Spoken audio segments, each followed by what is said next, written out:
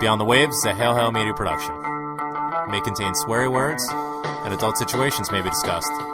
If you're in the company of underage temps, turn up the show now and listen back later. If you'd like to get in touch with the show, email us at beyondthewaves67@gmail.com.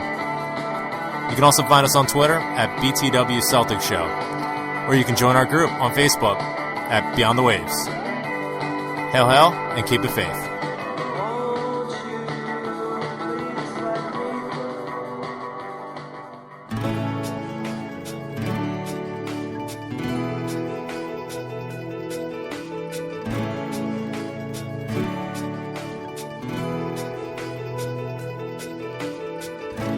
We are Scottish, we love Glasgow Celtic, we follow our team everywhere they go. We are part of the famous Celtic family, and we know there's gonna be a show. We are Irish, we love Glasgow Celtic. We have traveled all around the world. We love our country, our rivers and our mountains. And we know there's gonna be a show.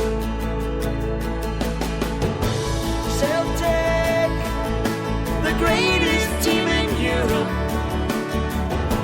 And it's our joy to follow you. Celtic and our Lisbon Lions, we will fly the flag for you. And it's a joy To follow you.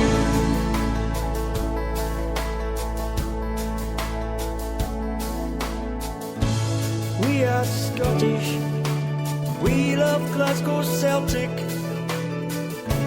We follow our team everywhere they go. We are part of the famous Celtic family, and we know there's gonna be a show. Celtic, the greatest team in Europe. And it's our joy to follow you. Celtic and our Lisbon Lions, and we will fly the flag for you. and it's a joy To follow you.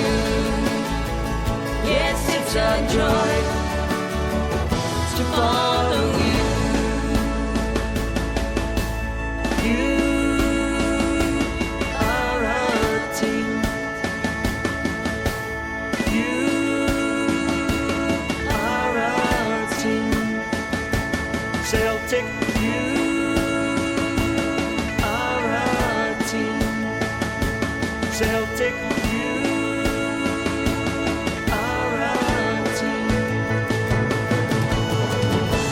Celtic, the greatest team in Europe. It's a joy to follow you.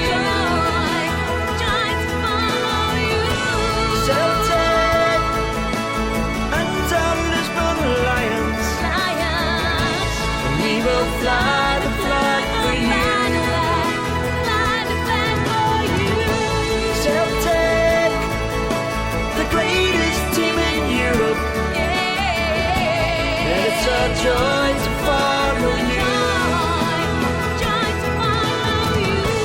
Celtic and our Lisbon Lions, we will fly the flag for you. 'Cause it's a joy to follow you. Yes, it's a joy to follow you. Yeah, it's a joy to follow you.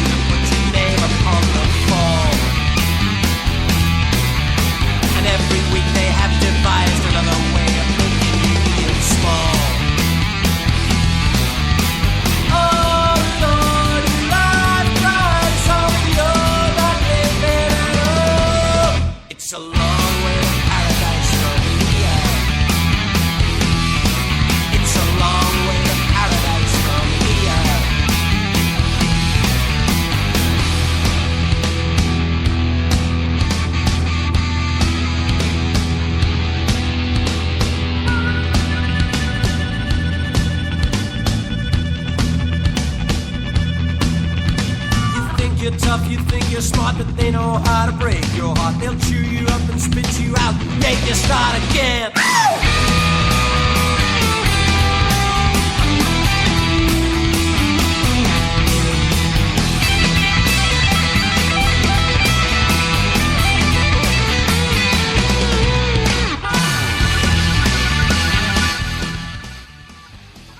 Welcome to the Beyond the Waves Celtic Football Show. My name is Graham Wilson. And 2-0 today. Good guys. Celtic 2-0 victory over Aberdeen and top of the league. And they're no. We're going to talk about the game today. Break it all down. Interesting setup from Neil Lennon today, but effective nonetheless. And man of the match has to go to Callum Murray, who, in my opinion, called an absolutely impeccable game. Well, with a couple of exceptions. I will say that some of the yellow cards received by Celtic players were indeed yellow cards. That tackle from Charlie Mulgrew late on in the second half was straight out of the Paul Scholes tackling guidebook. But nonetheless, before we get into all of that, plus previewing the upcoming Champions League qualifier against Shakhtar Cotton Candy, let's say hello to the man that joins us every week. It is the Rev. Hail, Rev. Hello. How are you this fine day? What's the latest with you? Not much, just hanging out. It was pretty good morning. Weather's nice, sun is shining. It was a good start to the day so far. Rev, rev, rev, rev, rev, rev, rev, rev, rev, rev, rev, rev, rev, rev, rev. He's got no hair. Rev, rev, rev, rev, rev, rev, rev, rev, rev. Come on, everybody. Sing it. He's got no hair. Rev, rev, rev, rev, rev, rev, rev, rev, rev. That's some serious talent on the boards. I hire myself out for backing vocals. Parties, ladies and gentlemen. Yes. Backing vocals. Yeah, so what is the status of your hair? You still have no hair, is that correct? Still have no hair. Okay, so we don't need to update that. You had a chance to watch the game this morning. An early start, 7:30 kickoff, and what did you make of it? I admittedly I missed probably the first 25 minutes or so. By the time I dragged myself out of bed, fired up the laptop, got a link working, and all that jazz. Well, it's a lot of work. It is. I think we were in it. It was a hard-fought game for the most part. I didn't really have any doubts. That makes one of us. Yeah. That seems to be the consensus. I don't know. I just I didn't feel all that worried. I mean, no pun intended, it's strikingly obvious that we need to buy another forward. Hey! I see what you did. That definitely stood out, and that was scary. What's up with Stokesy? Is he injured, or is that? It seems to be the question. He's not still in Dublin. He was held for 8 hours, where he was just questioned. He was not charged with anything, so obviously that's quite the relief, and no real big surprises there. I think a lot was made of it. Obviously, the press is always looking for some sort of angle. They know they're going to get a huge reaction from both our side and the other side as well to anything that Anthony Stokes is going to do, going to funerals, singing songs, going out to a bar, and yes, indeed, being in the company of people who beat the shit out of Elvis impersonators. I'm not going to make the Elvis puns because it's just absolutely been done to death, but you know what I mean. This is a situation where he was arrested last weekend in Dublin. This was something that was planned for months. This isn't something that he was out on the lash on a Saturday night in Temple Bar, wherever he was, got into this altercation. And I mean, if that were the case, he wouldn't have been playing in the game. This happened back in May, and he was, as I mentioned before, wanted for questioning. They questioned him. They released him. That's all. I think the majority of his absence today was more precautionary because we are going to need him. I would guess that he's going to be a big part of this team on Tuesday. The big question mark for me is what is Samaras where is he going to play on the park? I mean, today, the thing that I was most nervous about, and you touched on it, the fact that we don't really have an out-and-out striker. And Sammy doesn't have that instinct to just stay on the shoulder of a center half and try and time runs. And try and be dangerous that way. A lot of times he drops very far back. He drops well deep, trying to maybe pick up the ball. And I don't think that's his really strongest suit, with the ball at his feet like that. He needs an out ball to run into, which is why he's so effective going down that left-hand flank. But if you move him in central, I think that reduces a lot of his effectiveness. With that being said, he essentially single-handedly created the first goal, which came from a penalty, and Jamie Langfield absolutely just wrestled him down, almost took his shoe off. So, that put my mind at ease in terms of Sammy's utility, but still, so many opportunities, so many situations where Commons has the ball in the break, and Sammy is just sort of either walking or jogging behind. Sammy doesn't have that instinct to run ahead and try and support a counterattack or things of that nature. And without a midfielder that's going to run on for either second balls or try and link up and facilitate some of that attack, at times we can look toothless. I mean, we've done this to death throughout the entire preseason, especially since Gary Hooper has left. But Sammy, being right where he needed to be, right at the right time, and got us the penalty. And after that, I mean, going up against 10 men, it was really much simpler. I think the introduction, obviously, of James Forrest into the game, eventually, after they figured out how to get the batteries back into the board, typical SPL or SPFL or whatever the hell it was. James Forrest comes on, gives us that burst of pace, which I think was lacking. Some of these out balls that would go out in front. Chris Commons, he did have some moments where he was lacking, but for the most part, I would say overall he was one of our strongest players today. No question about it. It looks like he's getting his match sharpness in terms of his first touch, in terms of trying to deal with having the ball in traffic. Aberdeen, at times played very open, especially before they had their keeper sent off, and it looked like we had a lot of work to do. Moyakolo, for me, I thought had a tremendous game.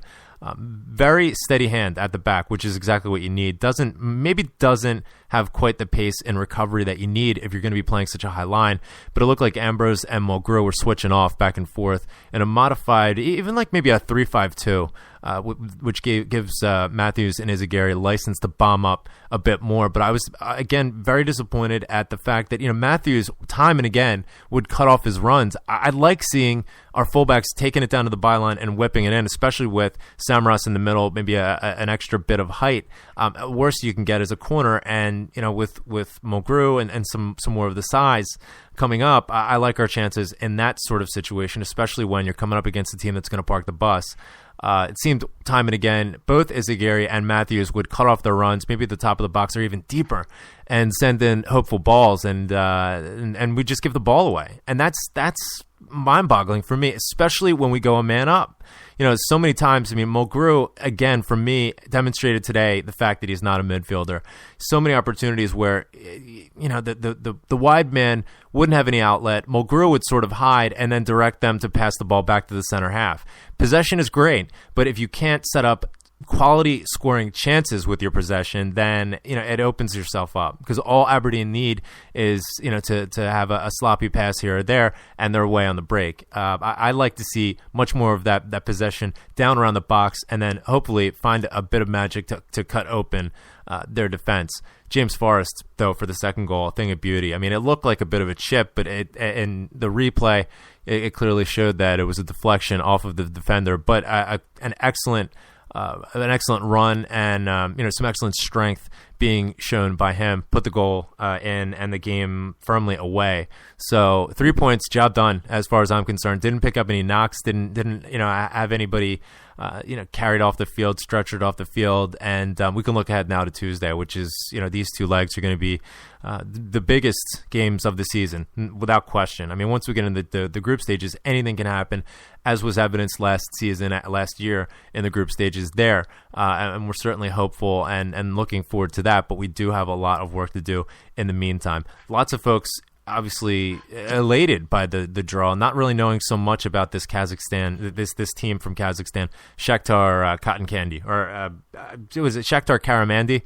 I think pretty much everyone just learned last week that Kazakhstan is in UEFA. Very nice. Yeah, obviously Paul the Tim. Paul the Tim is everywhere. He's on the boards. He's on Twitter. He's at every game. I don't think he's missed a game since the Last Supper. Really, I was delighted to see. I believe that he got a visa to go to Kazakhstan. So it's going to be Paul the Tim in the Celtic end, and I think that's going to be about it. So thoughts and prayers with Paul the Tim that he can make it there and back safely. Don't really know much about Kazakhstan, but judging from the movie, they have lots of potassium deposits. So maybe that can be sort of a business trip of sorts. Maybe a bit fruitful, but yeah, some nice runs there by Joe Ledley, just demonstrating once again how important he is to this side. And I thought Scott Brown had a fairly decent game as well. Your thoughts, though, Rev, in terms of coming up against this Shakhtar Karamandy side without an out-and-out striker, without a legitimate striker. It looks as though we're not going to have a striker for either leg. The team at this moment is in the air on their way to Kazakhstan. So that would lead me to believe that any transfer business that could and would happen is essentially done, unless Peter Lawwell's going to try and do something at the 11th hour or something of that nature. What are your thoughts there? A bit of concern. We're going up against a side, like I said, we don't really know much about them. I think Tony Cassidy's done some scouting of some of their YouTube and some of their tape and seen some of them. And by all accounts, they're a huge side. I mean, they're back four. It looks like four giants stacked up back there, and they have some big strikers as well. Seems as though they want to play Route 1 football. It's going to be on a plastic pitch once again, which prior to that Ellsborg second leg, I would think would be in our favor, considering we had won, I believe, or I hadn't lost 9 games on the bounce playing on plastic pitches. But we definitely looked out of sorts away to Ellsborg. Hopefully the quality of this pitch is going to be the nature of what we found in Cliftonville. Go ahead. What are your thoughts? I'm looking forward to it, with some positivity. I looked at their stadium, and the stadium looks absolutely beautiful, surprisingly. I didn't know that it was plastic. Oh, that's terrible. You're surprised that they'd have a beautiful stadium? I mean, that's borderline racist, Rev. I don't know, and I wasn't thinking it was going to be like some, rundown, don't even lie. Don't even lie like you do a lot. You totally thought it was going to be like that. Former Soviet Republic. Nobody's ever heard of it. They made a Borat movie out of it. Come on. I'm shot out of a cannon worse than Tommy in Glasgow right now. I had a quadruple espresso. I'm wired to the moon. Well, anyway, I what I'm trying to say is I think that we can play our game the way we want to play, and hopefully, get a good passing game going on. I didn't know that was plastic, but whatever. We'll take it, I guess. No, I'm looking forward. I'm hoping that since you said they've got big defenders and stuff, I'm hoping we can play a little bit more of a physical game, because it seems that we can handle that. SPL is a pretty rough league, all things considered. So it seems like even when we play, like Portuguese or Spanish teams and stuff, and the Portugueses, they get, we get a little rough, and they don't, they start diving and everything, and that messes up the rhythm of the game and the flow. More racism from the Rev. More racism. So if they're bigger guys and they want to play a little rough, then I think we can match that. We want to play rough. Okay. Well played, sir. But but then that comes to the worry of who is what's our strike package going to be? Is it going to be Stokes and Sammy, or just Stokes up top? Do like a the 4-2-3-1, something like that. That worked in Russia last year. That's what I'm guessing. You know what? And it's an interesting one where, prior to this friendly against Liverpool, it would have been elementary. We would have said Stokes and Samaras, no question about it. But, with Amito Balde coming on and having a fantastic game against, let's be honest, this is a full-strength Liverpool side that he went out and he didn't look out of place at all. So does he get a look in? I think he's carrying a bit of a knock. I don't know where that came from, or the severity of it. Hopefully he can shake that, and it was more precautionary that he didn't come on today. But I would like to see more of him, and I would like to think that at least he's going to be on the bench and would be subbed on. But I think an ideal outlook for this, and as I mentioned before, one of the biggest sort of failings or misgivings or concerns, I guess, with not having a striker at this point and not bringing in a quality striker is that we have to slide Sammy over in that more central position when he's more suited to the left-hand side. So it's not only that we don't have that presence in the middle that is going to be effective in putting away goals and things like that, but we put a player in, we take such an effective player as Samaras away from his preferred position, so we lose the effectiveness down the left-hand side, and we don't address that lack of effectiveness in the middle. So it's almost like a double negative. I would prefer sliding Sammy back over on the left-hand side, maybe playing him as something of a hybrid midfielder, and maybe putting Stokes and Balde up top. It seems as though Balde's position makes sense in terms of where he needs to be, right on the back shoulder of the defender and ready to peel off and not being pushed around, pushing them around. I think that instinctively he can step up to that. We are going to need some size up top. It may be a Balde Samaras pairing up top. Who knows? I mean, we don't really have the full extent of what is going on with Stokes at the moment.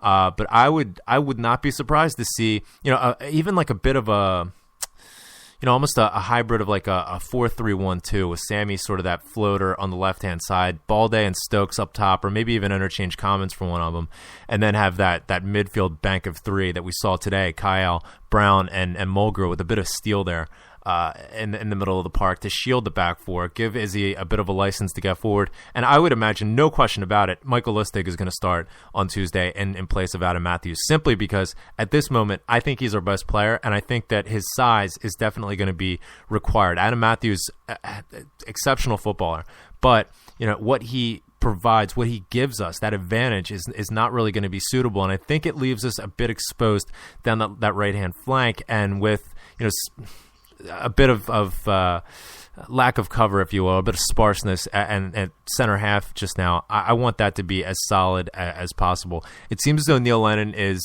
favoring, again this season, the idea of having as many of these, you can call them utility players or interchangeable parts. I mean, Mulgrew fits that mold. He can go left back, center half, and of course in midfield there. So that allows, what I think it is in place to do is to allow players in the midfield licensed to get forward, vacating certain spaces, and then have a player like Mulgrew, or in this example, Michael Lustig, just slide over, and they're capable of filling in there, and covering for them until they can get back. You saw that in several circumstances today with Joe Ledley getting forward.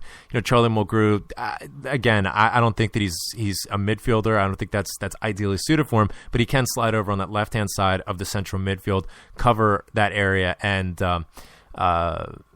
it gives the side and the shape a bit more of a flowing affect, if you will. Sometimes, we can say that we're losing our shape, but I think that, as a certain core of players play together, they can instinctively sense when a player is going to vacate space, fill in that area, and make sure everything's covered, and it gives more of a license, especially going up in a counterattacking situation. I think Lustig does that quite well as well. I don't think Matthews quite has that range, if you will.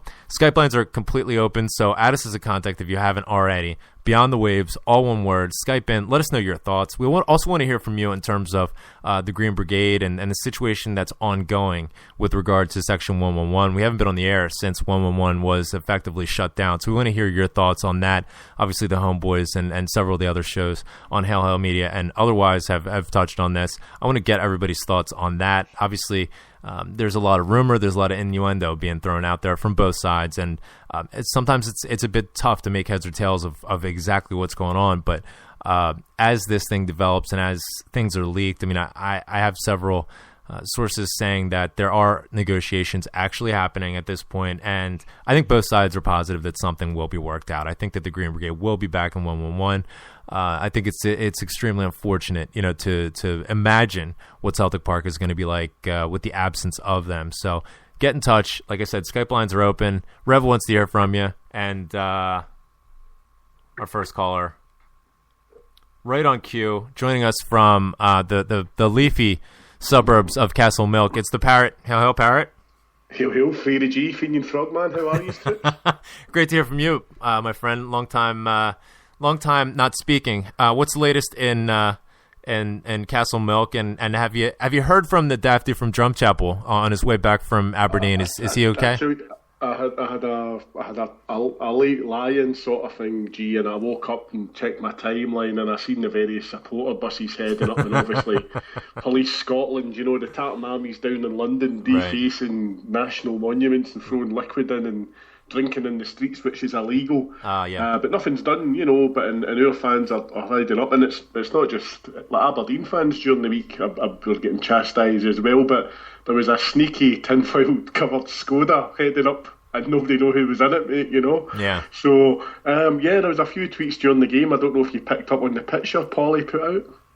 No, I didn't actually. I'll go through it. I know you guys are busy. I'll get it out to you. It just sums up the day. But no, just enjoyed. Well, the game wasn't really enjoyable. It was a great result, but just the fans were excellent. You know, they were. Really, it's a long way to go. You know, and at a time we're talking about a section of our support being whatever's been going on. You know, I'm not going to get political. I've waxed lyrical enough about it in the last few weeks, but it's just, for me, the Celtic away support every week typifies what Celtic Park should be like at home, you know? Yeah, exactly. I the Celtic support in full voice, which was, you know, a concern of me. Obviously, there were lots of rumors in terms of, you know, who in Section 111 was going to get offers. I'm under the impression that none of them got offers, but many of the supporters that whose seats were or are or whatever you want to talk about in 111 did actually manage to sort out some tickets for themselves. So that was good to see, and especially in the second half, it was an absolute clinic for for atmosphere. And I was actually encouraged also by the attendance from Aberdeen supporters. You know, I mean, we're in the second, third year of this Armageddon and all that, and to see, you know, the Aberdeen support coming out and being that engaged. Obviously, their team got an absolute doing from, you know, a Celtic sort of cautionary reserve side. I expected more out of the Aberdeen side, but, you know, nonetheless, I mean, fair dues to the Aberdeen supporters for coming out and supporting their club. That's exactly what we need right now. Yeah, I mean, I watched it on, obviously, the new platform, BT sort of thing, the new channel over here, and I watched it, and I mean, the only thing more cash and carry was Derek McInnes, the son of the Cardigan, isn't he? You know, in his manner and how he sends out his teams to kick him. Do you mean that? But I'm trying to remember the band. Who was the band that had the song, you know, Jukebox Heroes? Because that Aberdeen team's just yesterday's men, isn't it? They've failed everywhere wherever they've went. You know, they've got poor old Russell Anderson. I mean, he makes fitness-wise, he makes Darren Anderton look like the $6 million man. He's had more breaks, doesn't he? You know, so the way McInnes sent out, but no, I mean, fantastic. I mean, 20,000 people there today. Yeah. And these dark economical times. But no, my main point would be that BT employed, they had Gary McAllister or Gary Mabel covering the game, and he was actually slagging off Chris Commons' penalty. Yeah, this is the man at Euro 96 who missed it when Scotland was playing England, you know. Yeah. But I tweeted earlier on, Graham, it's just for anybody listening in who was at the game or whatever, a lot of people don't realise there was a young lad, I was on one of the shows, might have been the Homeboys saying this, years ago there was a young lad from Castlemilk, and he went down and had trials with Coventry City when Gordon Strachan was a manager. And it was like a 5-day trial, and Gary McAllister, who was the club captain at the time, was going over and saying, "Oh, welcome to Coventry, we all stick together down here, the Scottish connection, blah, blah, blah." And the lad wore respective different football tops. Say it was Monday, it was a Real Madrid top, Tuesday it was a St. Pauli top. The last day of training on the Friday, the boy ran out with the hoops. And McAllister basically ran over 2 football fields to get to the boy and chastise him for wearing it. I've heard that, yeah. So it wasn't a good, but no, mate, I mean, only the game-wise, as you say, I think the big centre-half had a good game today. I agree. It was just, I think the body language of the players, I mean, the Commons and that was great, but they're looking up, and there's we've not got MD in that box to put the ball away. No, we really don't. And I touched on it. Listen, I'm trying not to be so negative. I know. Listening back to myself, I know I'm negative, and it's just because I'm anxious. I'm a bundle of nerves going into this next round of qualifiers. I want Celtic to get into the group stages so badly, and when we don't have that player that you're describing,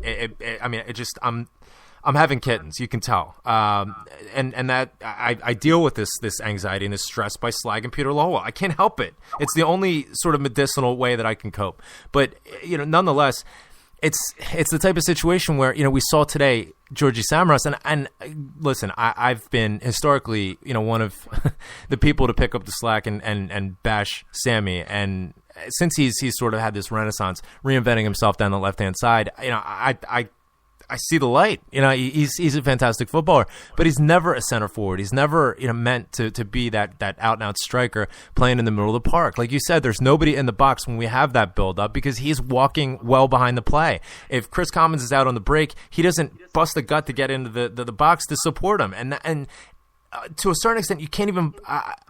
I can't even really fault Sammy because it's just not where he's comfortable. It's not his position, but he's meant to play there. We need somebody to come in and fulfill that facility. Well, I think it's apparent, Graham, and this is, for me, this is a bigger picture. But we're looking, we've seen all week Arsene Wenger sitting back and saying, "Oh yeah, I'll get somebody in." But people's paying £80 today at Emirates, and they're getting beat 2-1 at home by Aston Villa. Yeah, and and the money they got for Nicholas Anelka when they went to PSG still lying in that bank somewhere, gathering dust. That's pathetic. So and listen, and I know. I mean, don't get me wrong. Peter could take me into his office and explain where the money goes, and I'd shake my head and say, "All right." He's obviously a very clever man in some aspects of it, but as I've said in other shows, the old Celtic way was always we sold a player.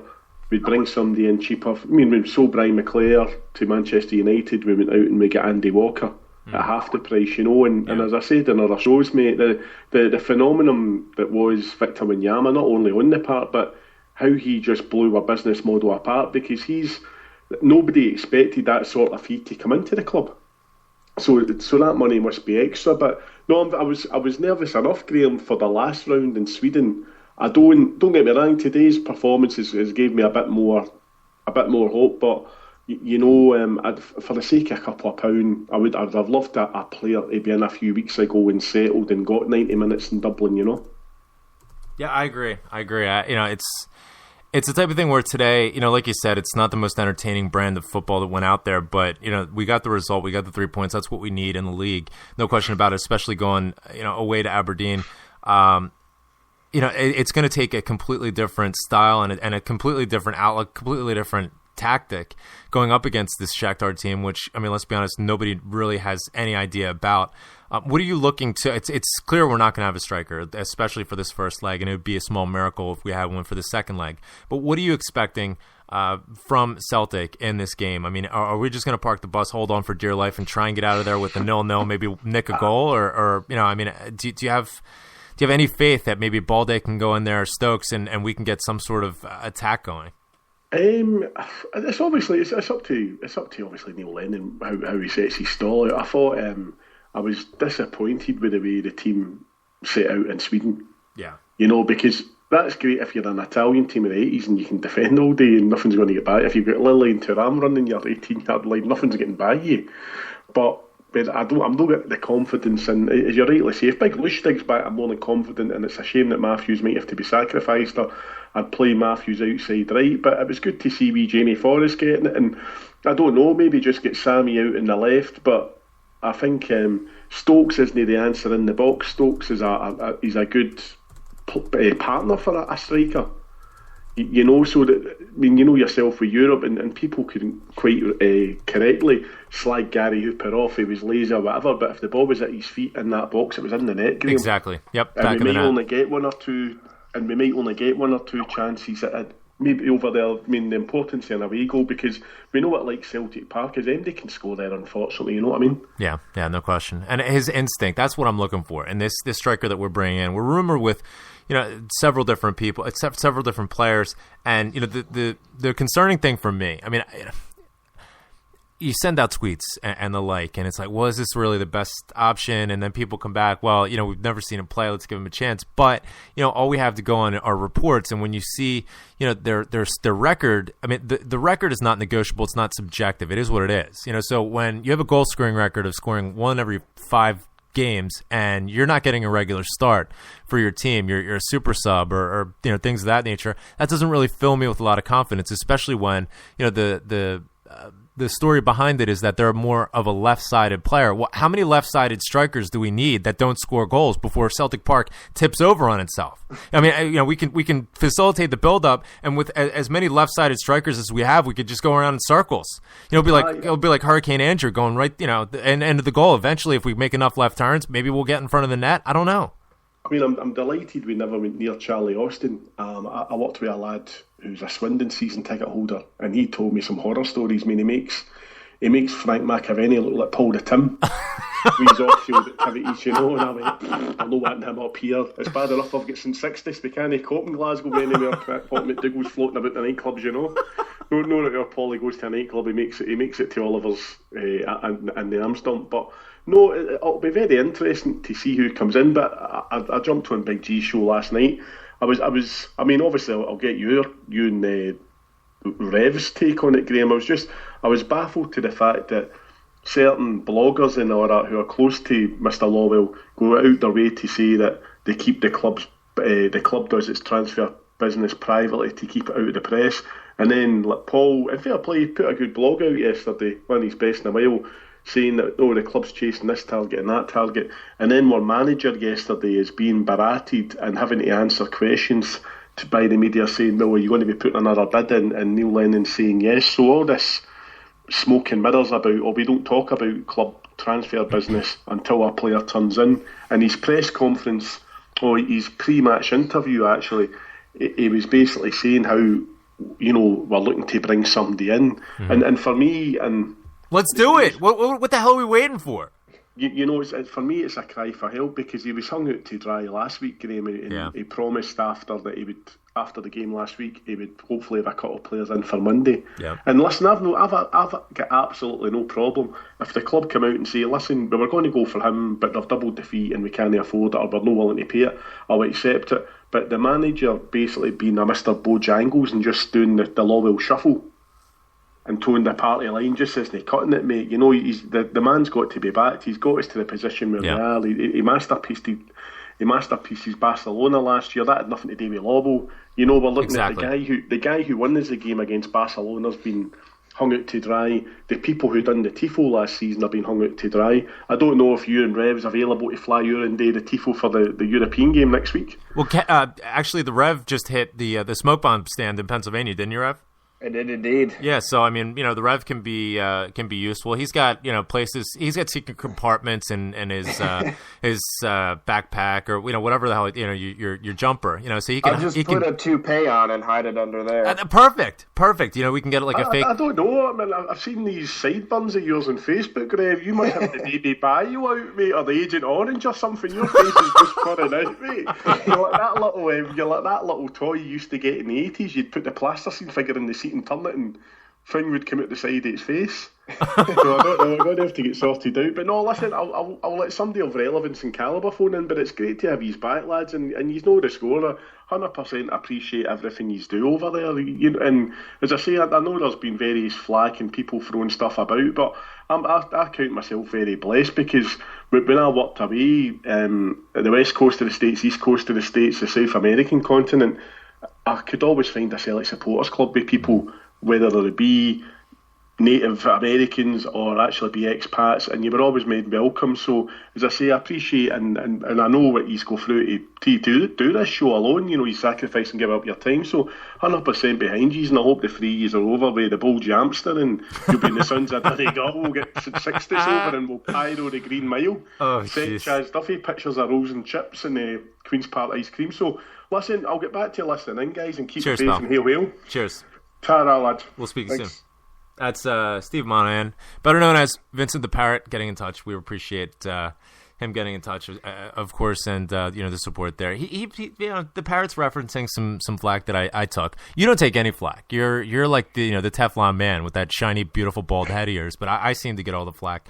I was on, shout out to Big G from the Celtic Dream show. You can find, obviously, his show on Spreaker.com, and he's always cranking out the tunes this week, Thursday and Friday, so we got a wee bonus there, a nice treat. And I joined him on Thursday and took quite a bit of stick from those who think that I'm too negative and thereby anti-Celtic, which I find to be interesting. If I was really anti-Celtic, do you think that I would even give a shit about whether or not we sign a striker? I'd be out there saying, I hope we don't sign a striker.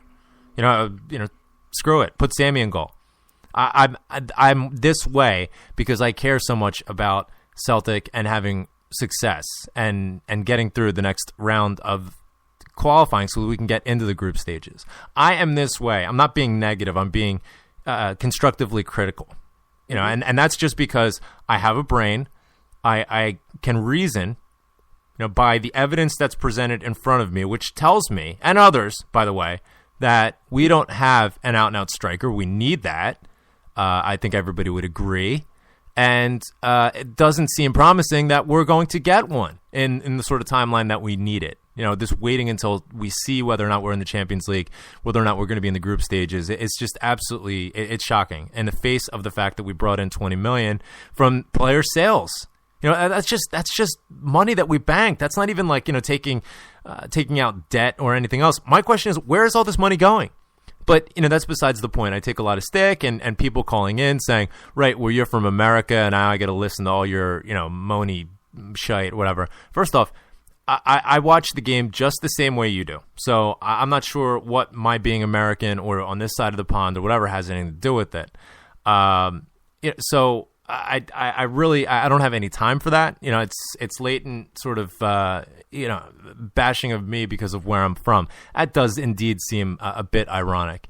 But I really don't care. The other thing is, you say that you had to listen to me for the last 2 years. You don't have to do anything. You can turn the show off. I'm not sure why you continue to listen over the 2 years if you don't like it. In fact, if anybody's listening in right now and you don't like what I'm saying, please turn it off. Be my guest. You're not forced to listen. If you disagree, that's fine. Please call in. We've had people call in who disagree. And I will give you the forum. I'll make my case. You make your case. We can part as friends. But don't come at me with this. I have to listen to you. This American and anti-Celtic. And I go to every game. You know what? God bless you if you go to every game. I would if I could. But that doesn't make anybody more or less of a supporter. I'm sorry. Thank you. Feel better now. Rev, what do you make of this whole thing? I mean, I seem to have whacked the hornet's nest, if you will, this week by putting out some tweets that the PLC isn't bigger than the club, and people got back in touch saying, oh, well, if the PLC is different than the club, then, that's the same as Sevco saying that they're still Rangers, which is absolute nonsense. First off, Celtic haven't been liquidated. So that's that's at its core. It's completely different. Okay, what I meant. I mean, obviously the PLC is the exoskeleton, if you will, of the business that is Celtic. Okay, I refer to the PLC as the powers that be, who are custodians of the club, who are running the club on our behalf, on the shareholders and the supporters' behalf. Okay, if Celtic PLC goes out of business, as Rangers did, and they get liquidated, then yes, the club is dead, just like Rangers is dead. Okay, that's just the bottom line. That's the fact. Okay, but what makes Celtic is the fans, is the supporters. People around the world don't think of Celtic and think, oh, that's Peter Lowell's club. He's got shitloads of money in the bank. That's not what they think. Mm-hmm. They think of Celtic supporters. That's what makes our club unique. And that's why it especially irks me that the PLC have been so, in my opinion, disingenuous in dealing with this 111 issue, this Section 111 issue, and dealing with the Green Brigade above board and having transparency about what exactly is going on. That's my issue. The Green Brigade are not bigger than the club. No question about it. Nobody said that they were, including the Green Brigade themselves. They never said they were bigger than the club. And all of their detractors want to claim that. Oh, they think they're bigger than the club. Oh, you know what? You should, if you don't want to support Celtic, go start the Green Brigade FC. I mean, get a grip, get a clue.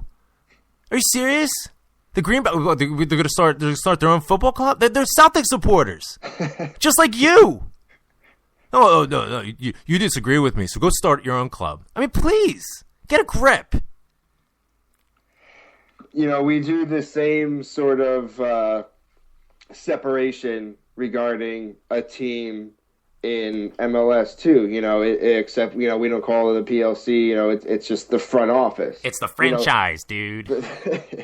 They're the ones who are behind the desks. They're the ones that are in the suits and the ties and not actually playing on the field. And, if you want to think of it in a type of, well, there's not three parts to it, there's only two, but like a Holy Trinity where it's the same thing, but it's not, it's different, but it's still the same.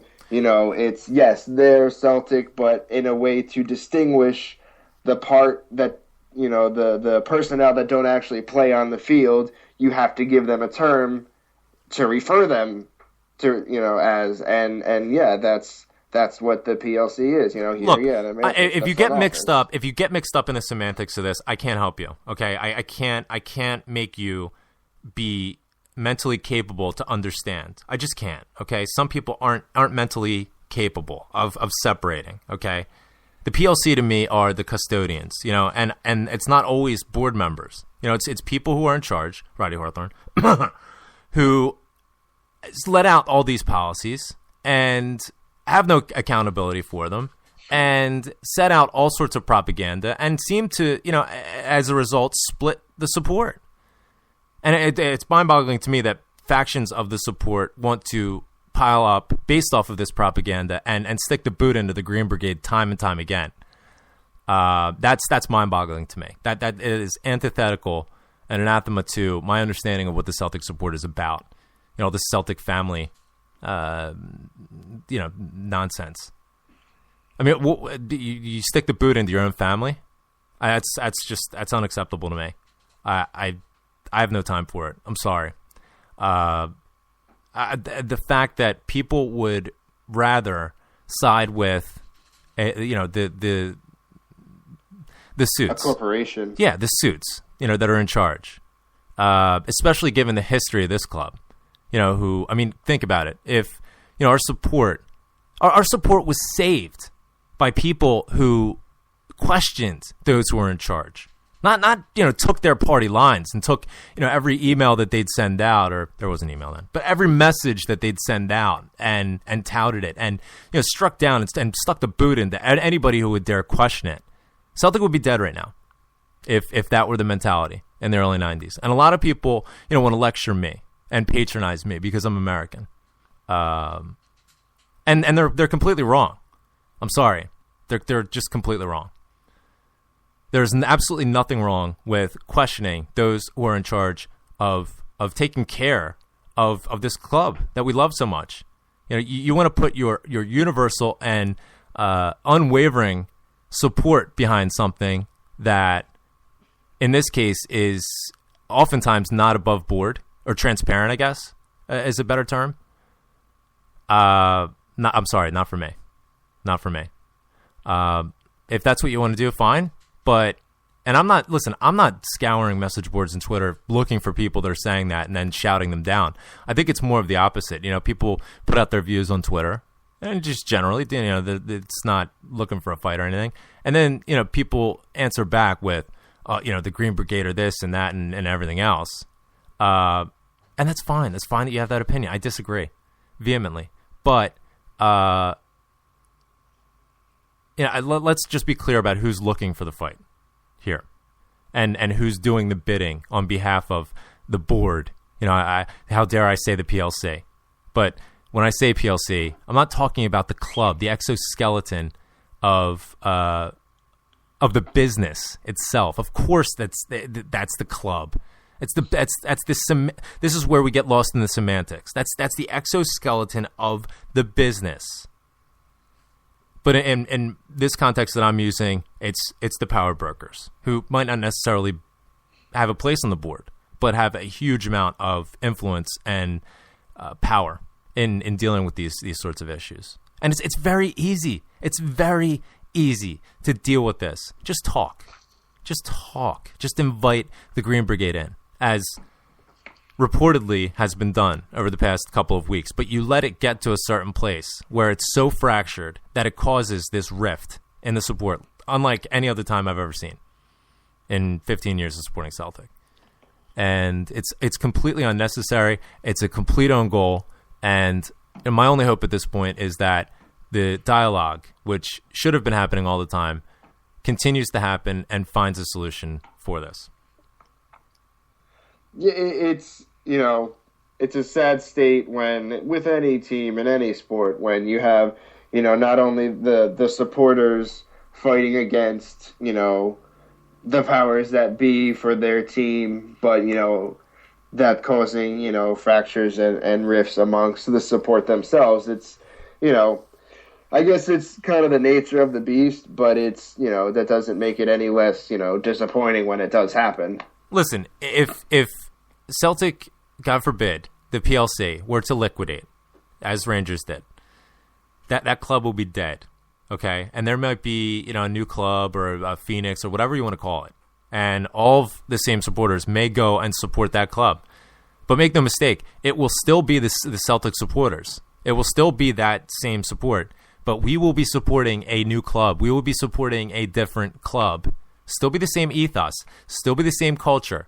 Still be known for all of the great things that we're known for. But it's going to be a new club. Exactly the same way that after Rangers died, their supporters went and decided they were going to support a new club, Sevco.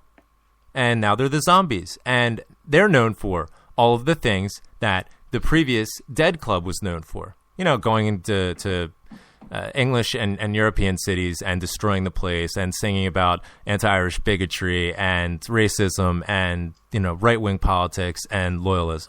They're known for the same exact things. They're just supporting a different club. That's the difference. In a nutshell. In a nutshell. This is a rather large nutshell.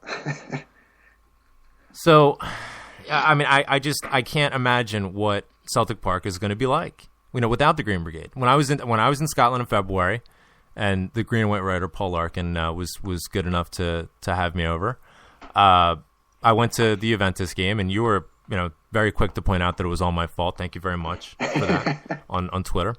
You're a good friend, but the atmosphere was unbelievable. It was something that I'll never forget. The tifo and the display from the Green Brigade and just the stadium and how packed it was. And it was just electric. The energy. I got off a plane, dropped my bags at the hotel, and then went right down to Celtic Park. I couldn't help myself. I couldn't wait. Take the train down, get off the Belgrave station, walk up to the Gallagate. And it was just electricity in the air. Not even around the stadium. I couldn't even see the stadium, but as we're walking up, it's deserted, but there's electricity. Cold February morning. And as we're walking up and we're getting closer, and you start to see the outline, the top of Celtic Park coming up. It just got stronger and stronger, and you get up to the stadium, and it's just like this just massive energy that surrounds you and gets inside you. And to combine it with that atmosphere, 63,000 people singing "You'll Never Walk Alone," and all the Celtic songs, and over at the end of the game. There's nothing like it. And I also had an interesting contrast by going to the following game against Dundee United that following Saturday. And if you remember, the Green Brigade were refused entrance or elected not to enter as they were harassed by the focus group, the Strathclyde Police, which, by the way, the club has absolutely done fuck all with regard to helping them through this. To be fair, that was your fault too. Thank you. You're dead. So they weren't there. So I had the sort of juxtaposed position, where absolute peak, absolute height of atmosphere, and then the following Saturday. Obviously, the attendance is going to be lower. Of course, it's an SPL game. We had the league all but wrapped up. It was Jackie McNamara's first game in charge of Dundee United coming back to Celtic Park. So that's an interesting storyline. But without the Green Brigade there, the silence, comparatively, obviously they're still saying, but comparatively, it hurt my ears how quiet it was. It really did. And it's not just the difference between a Champions League night. Obviously, that's the pinnacle. Champions League, Final 16, obviously it's going to be a charged atmosphere, and it's going to be electric and amazing. But it was more than just the drop-off between a Champions League Final 16 game and an SPL game. And the whole time I'm thinking to myself, if the Green Brigade were here, and how much better it would be. And that entire section's empty, and everybody's looking around thinking to themselves, what the hell happened? There were some knee-jerk reactions around where we were sitting. There they go again with a boycott, and they don't even tell anybody, and they think they're bigger than the club. It wasn't a boycott. They're not boycotting. They're getting harassed. And they need our help. They need our support. The club doesn't support them. The board doesn't support them. The PLC, whatever you want to call it. They don't support them. They vilify them. They put out this propaganda, and they get these fickle minds to go along with it who don't have the complete picture. And granted, I'm fully aware that I don't even have the full picture. But at least I'm open-minded to both sides. I'm not going to just take the word of one versus the other. And, the Green Brigade may be embellishing. The board may be embellishing. But the fact of the matter is, there's an entire section of the stadium that has been banished. It's either be dispersed all throughout the stadium, including separating a man and his 4-year-old son. That's cute. That's a cute bit of ineptitude. I don't know how that flies, yeah. Just break them up all over the stadium or get out. That's what I know, concrete. And I know that's wrong. I don't listen, the Green Brigade aren't angels. I get that. There's pyro going off in 111. Can they do more? Probably. Maybe. I don't know. But what I do know is that the song sheet has been cleaned up considerably over the past couple of years. That's progress, okay? In good faith. That should be banked. In good faith. The crowd surfing, moshing, etc. Progress has been made there. That's good faith. That should be banked. And now, it just comes down to lateral movement. Well, and of course, broken seats. They in my opinion, embellished the figures, the number of broken seats. And then you have video of 111 coming out where I can't find any broken seats. So anyway, I'm more inclined to support supporters rather than the board, who I'm not entirely sure what their agenda is, but I've speculation with it. We're now joined by Brendan. Brendan, hail, thanks for calling in. How you doing, Graham? You all right? Yep. Delighted with the result today, 3 points, and as you can tell, I'm a bit nervous looking ahead to Tuesday. What are your thoughts? Well, I think you've got everybody in the UK nervous about Tuesday. Talk me down from the ledge. I know that I'm supposed to be the forum to do exactly the opposite, but I'm nervous. We don't have that out-and-out center forward that I think is absolutely vital. You need to score goals, no question about it. You can't just park the bus all day long, and quite frankly, not having that outlet, that can have the ball stick higher up the park is going to put more pressure on your midfield and especially your back four. So this is a more holistic issue than just not being able to score goals. I don't know if you see it differently, or if you're just optimistic that we can come good with the resources that we have. But what are your thoughts? No, obviously, it's obvious that you take Wilson, Hoop and Wayama out the side were weaker than a year ago. A blind man can see that, but I still think we've got enough to lock over the two games, and hopefully in the second game, I'm hopeful we'll have a striker in to hopefully finish the job at Parkhead. And we do need to sign somebody, or have them registered, rather, by Monday night, by the beginning of the first leg. So, fingers crossed we can get it across the line and make that happen. I know that the team is in the air just now on the way to Kazakhstan. They should probably make it there by sometime Sunday night. What is it, like an 8-hour flight from Scotland to Kazakhstan? Yeah, I think it's a 7-hour flight. Graham. Think about that. That's further. Kazakhstan is further away from Scotland than I am sitting here. It would take me about 6.5 hours to get from where I am to Scotland. So they're essentially, it's like they're flying from Scotland to Chicago. Yeah, but don't forget they've got to do the same thing when they come back to us. That's true. It evens itself up, doesn't it? It evens itself up. Yeah, very good point. It's not a one-way problem, is it? Very good point. And they have to come and play on real grass, and they have to play in front of the greatest supporters on the face of the planet, which is no small task. I did see on the Shakhtar Cotton Candy website, they had a video of, it was a Celtic montage, that was primarily focusing on the supporters. And my interpretation of what that was implying was, this is what our team has to go up against in that second leg going to Celtic Park. And that's really what it means. That was that I couldn't help but be proud about that, about...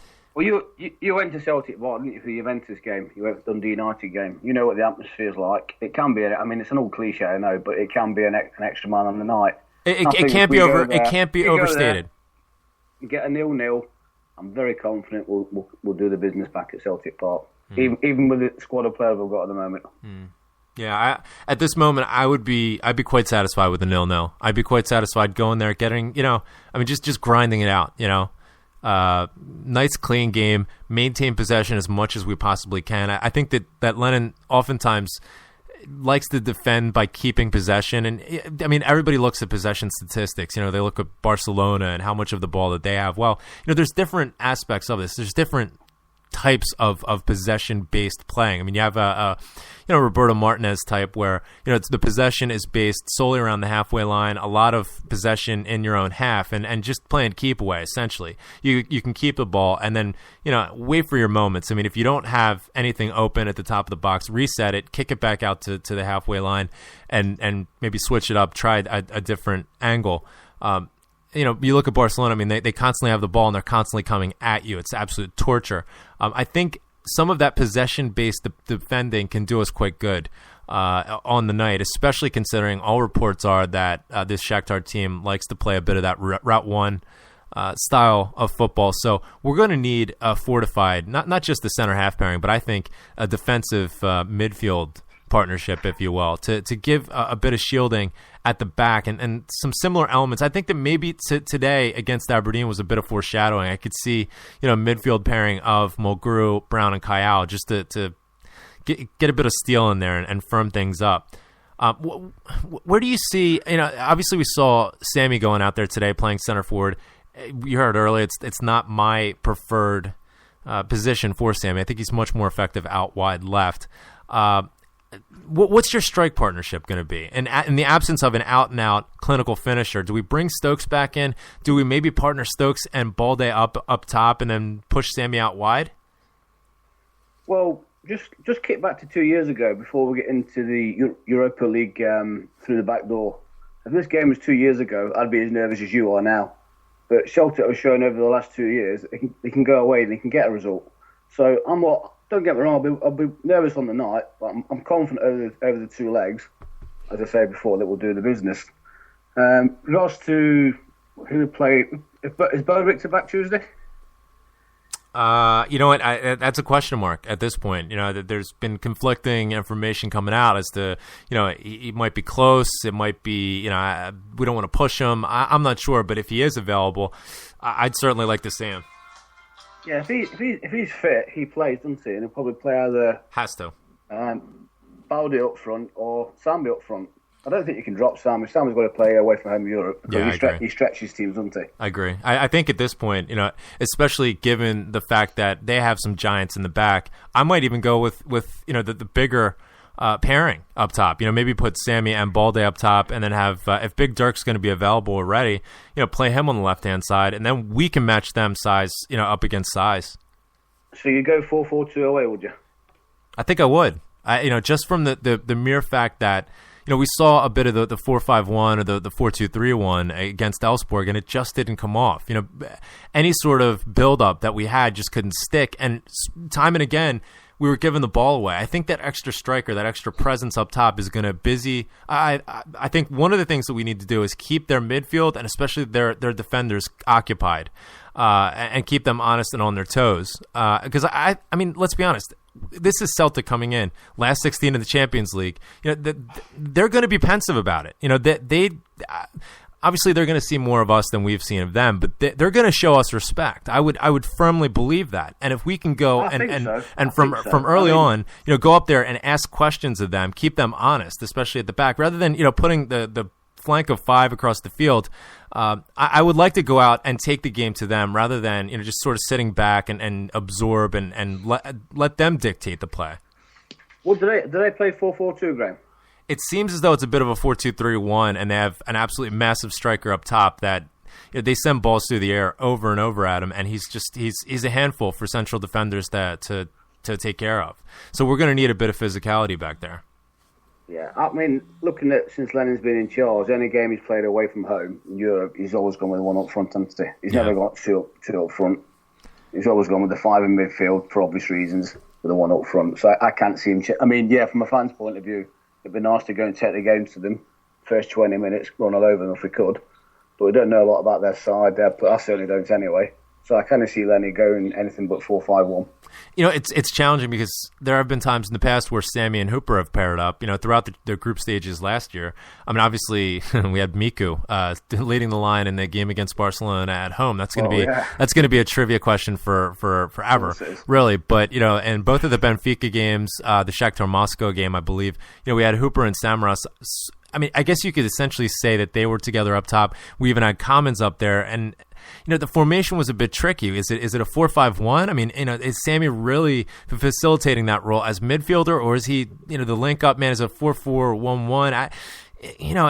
I'm starting to look at Neil Lennon's sides a bit differently than just, you know, sort of the static number formations. He has so many interchangeable parts. I mean, you know, Sammy up top can play, you know, in I guess a striker's role, but certainly not centrally, flanking in from the left. And Commons does something similar, you know, facilitating the link up from the midfield into attack. And then in the back, we saw a great example of that today with Ambrose and Mulgrew seeming to be switching off at will. So, you know, it's one of these things where does Lennon want to be nebulous with this, and you can put out an attacking formation and be and take care, you know, on the day, but does he want to do that, or does he want to do, you know, as you mentioned, throughout the 4-5-1, which I think, you know, to your point, it was much more prevalent in the qualifying stages last year. It's going to be interesting to see what he does. The thing is, Graham, we could lose the tie in the first 10 minutes, couldn't we? Yeah, absolutely, and we can win it. If we go gung ho, we could, you know. We could be 3-0 down, couldn't we? Let's be honest about it. And we can win it. You know, you're absolutely right. You're absolutely right. We could. Gamble. Yeah, it is. You're absolutely right. We could go out there and you know get carried away from ourselves. You know, maybe a bit of a defensive lapse. You know, F. Ambrose, if he's out there, you know, takes a nap, as he's, you know, just demonstrated that he's prone to doing. And next thing you know, they go one up. That's a tough place to be in, but. On the flip side, if we go out there and we can get one up in the first 10 minutes, we get that away goal early doors. Yeah, if we get an away goal over there, mate, parkhead, full house, place will be rocking. We'll be qualifying. We'll be qualifying for the group stages. Fingers crossed. Be positive. Be positive. See, Rev, we have people in here, you know, that call into the show and they're sensible. It does happen. It does. You know, not you know, just sort of going on ad nauseum about mellow birds and cash and carry. I didn't see the game today. How did the big Frenchman play at centre half? A few tweets that he played okay. You think he'll start on Tuesday? I thought he was.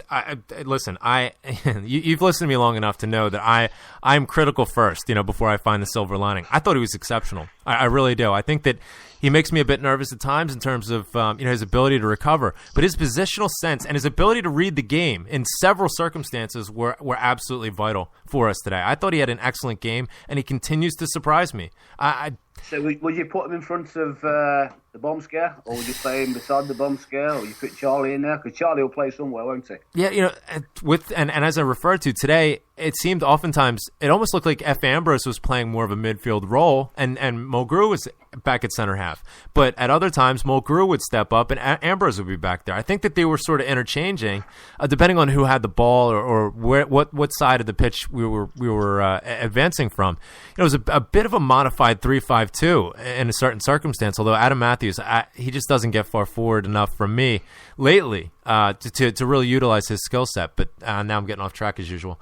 I think that, you know, going into Tuesday, that's a tough one. You know, I mean, with Calvin Wilson gone, you do need that steady hand back there, especially if we're going to have Ambrose. I mean, Ambrose is prone to mistakes. Let's not kid ourselves. And Van Dijk is just coming back from injury. He got a decent run out today. He played the last 30 minutes. Didn't look too bad. Got caught on the wrong side on one circumstance, which was especially dangerous, especially being up a man. Aberdeen went down to 10 men. You absolutely cannot do that at the highest level. You have to be paying attention, be focused at all times. Considering the options, I probably would go Moyakolo and Mulgrew at the back. As strange as that is to say and think, considering our options, I think that's probably our best bet. Well, you're telling me they're a physical side, so I think we have to match up on the physical side, don't we? Especially at their place. No question. And keep in mind, corners and free kicks. You know, and Foster, he's got to get off that line. He sometimes gives me kittens as well. To be fair, and he He had did. a great season last year, but he's not a commanding keeper, is he? You know, when the ball's getting whipped in. And there were a couple of examples, and this has happened far too often for my liking so far, where you have these balls whipped in, and I'm yelling out keeper's ball, and he just he gets frozen in between, and it's like I'm with you. I want him to see him come off his line and command the box a bit more, as he did, through that fantastic stretch that he had through the group stages last season. But to that point, he did have several very, very good saves today. So I don't see him. Don't get me wrong; he's a cracking keeper, but he could be better off that line. No, I see your point exactly, and I agree with it to a large extent. But keep in mind, we also do have Michael Lustig at this point, who, in my opinion, is our best player right now. He plays Tuesday. Oh, no question about it. I think he's going to be there at right back. But, if we're talking about, do we put Moyokolo out there or do we put Mulgrew? And maybe we're a bit sparse back at center half. Michael Lustig can play center half as well. So when you're looking at a substitute, if we're chasing the game or if it suits us, we could bring Adam Matthews on for one of the center halves, slide Lustig over. I don't think we miss a trick. But to your point as well, I think what you were touching on, the game Tuesday, in my opinion, is going to come down to set pieces. So we absolutely have to be, when we get the ball, switch it out, try and get it wide, and get as many corners or free kicks as we possibly can, and let's try and utilize that. Think back to the Helsinki game from last year. Chris Commons off the volley, puts it in the back of the net, bam, job done. Who's your 11 for Tuesday then? Put me on the spot. Forster, Lustig. I get more. You can only pick 11. Remember? Yeah. I guess I just Forster, Lustig, Moyokolo, Mulgrew. I guess it has to be. Is it Gary? Kyle Brown, Ledley, Samaras. How did Kyle play today? Listen, he's everybody's scapegoat. I thought he was decent. And what I liked from Kyle today. He was paired up with Charlotte Mulgrew, Joe Ledley, Scott Brown in the middle of the park. I liked seeing him making forward advancing runs. There were several times where he has more pace than I gave him credit for. Maybe it's this new Mark Cross's hairstyle. I don't know. He got rid of that, Porky Pig or whatever that awful hairstyle was. He dumped Charlotte Mulgrew's hairdresser. But whatever it is, it's allowing him to get a bit farther forward. There were a couple of times where he brought the ball down off his chest nicely, had an opportunity to shoot. That's probably the weakest point of his game. But I like seeing him advance more, especially we're belaboring the point, but without that clinical striker, it's paramount that we get an advancing midfielder from time to time to pick up the slack, maybe either for a second ball or to give an option for a 1-2. So I thought he had an excellent game. He was subbed off. So you start him Tuesday? Yeah, I am. Yeah, Kyle Brown, Ledley, got Commons, Samaras. Commons got to play, hasn't he? Commons, Samaras, and Balde. There you go. Job's done, mate. All right, listen. What's all the worry about? Mission accomplished. What's all the tension coming across the Atlantic for? Brenda, you need to call every week, okay? Just to talk me down from the ledge. You talk far too much sense. We need to bring you in. Listen, as I mentioned, I get off on these rants on the message boards on Twitter and in front of this microphone because I'm nervous as a cat, and you just Prozac me right on down. You're like the diazepam, so I appreciate it. I'm actually in Dublin on Tuesday, so I'll be in Murray's Bar on Cornwall Street watching it. Lovely stuff. Enjoy your trip. A few pints of black stuff. So I'll sign off now, and hopefully I'll talk to you next time. We're in the league stage. Cheers, pal. All the best, Rev. Cheers. Cheers. Thanks for calling in. That's Brendan. And Rev, listen, just like I told you, there are sensible listeners to this show. There are. It's not all cash and carry and Swiss jackets and Mellow Bird CSC. Oh, I kid. I love the parrot. Nothing better than a bit of patter from the parrot. Patter. Parrot. I got the new kit. Go on. Go on. My wife got it for me for my birthday. And cool. By the way, my wife is a saint. So may you have every bit of a sainted a sainted wife. Is it a sainted or what is it? To be a saint, to become a saint, is it sainted or is it anointed? What's the term? Got me. I only went to Catholic school for 13 years. I remember. You're a rev. It's not father. It's reverend. So anyway, yeah, she got me the long sleeve home top, which I took every opportunity to slag off and to slate and to bitch and moan about. And I got to tell you, in person, it looks much better. It's not my favorite. It's not my favorite of all time, but it doesn't actually look half bad. What is your favorite of all time? Let me ask you that. Very good question. If you were listening to the 10 in a Row podcast, you would know that answer. 10 in a Row podcast with Paul Larkin and myself. Nice little plug there for the podcast over the summer. I would have to go for aesthetically the 0809, with the yellow trim. Okay. It was like a V-neck, solid green hoops. And I had a long sleeve one of those as well with the yellow trim on the end of the sleeve. I like that one a lot. I also, neck and neck between those two is the 2003 Seville kit with the snap neck, the 100 Years of Hoops, where it's just hoops with like the middle of the hoop it almost looked like it was faded a bit. I think it was the first Carling strip, but I love that one. That was that. Not bad choices. Oh, yes, Mikey Roman getting in touch. It's canonized. So may your wife be as canonized as my wife is. She's an absolute saint. And she's probably standing at the top of the stairs, so hopefully I'm saying this loud enough. So, yeah, I got it. I broke down, and I'm a big hypocrite. But, I needed a long sleeve top. And so I'm checking Twitter just now. Chris Commons just tweeted out a picture from the plane. Okay, so on Twitter, KCommons15, and it's a picture of him laying down on a bed, looking out like a plane window. So they have beds in the plane, all set for the flight. Ha ha ha. So I'm gonna retweet that. That's it's good to know. I mean, if it's an 8-hour flight, what is it? 5 o'clock.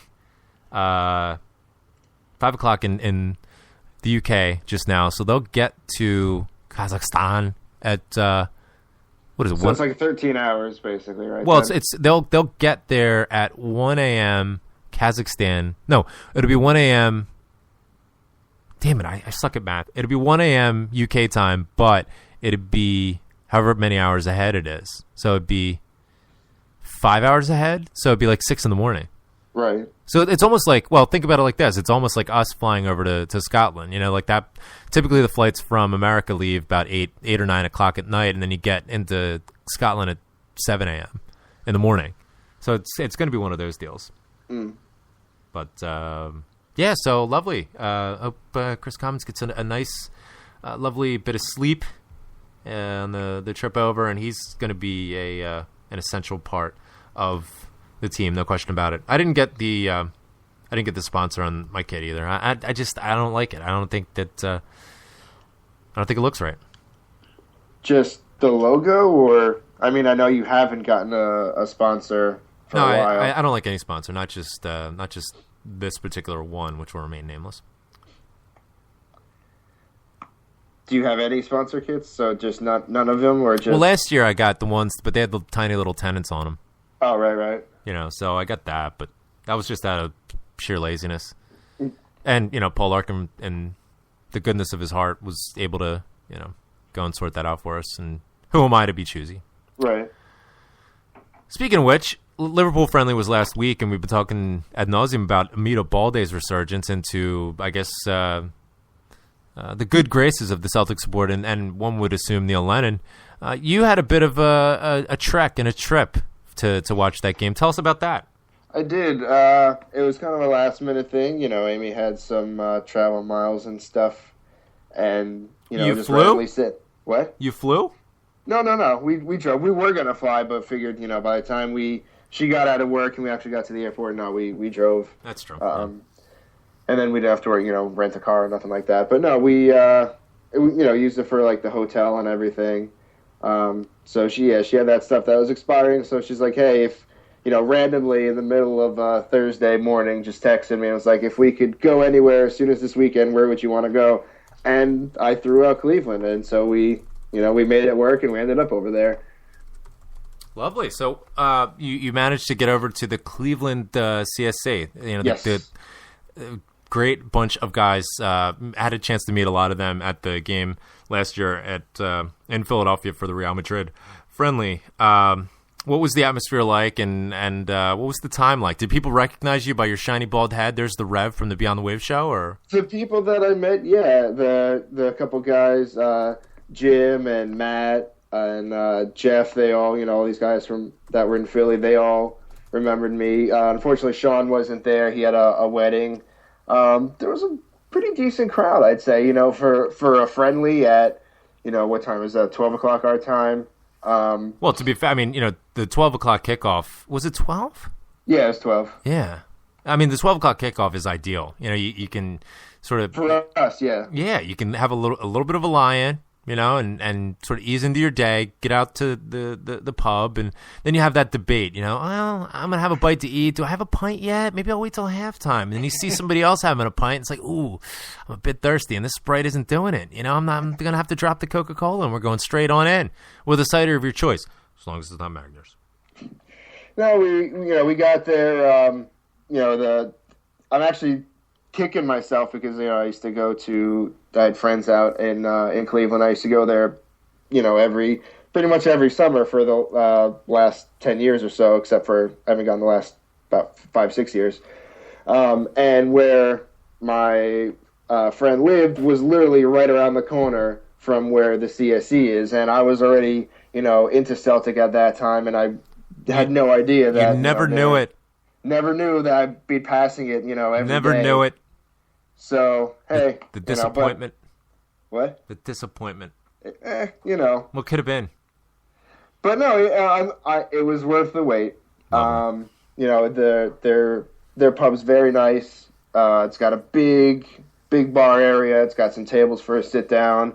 I guess because it was later in the day, there's some more just locals, in for a bite, and that's what we did. We got a fry up for breakfast, and since we were trying to cram a lot into the day, and since it was just a friendly, I figured, hey, we'll do like the first half, watch the first half, and then, head out and do a little, exploring and stuff.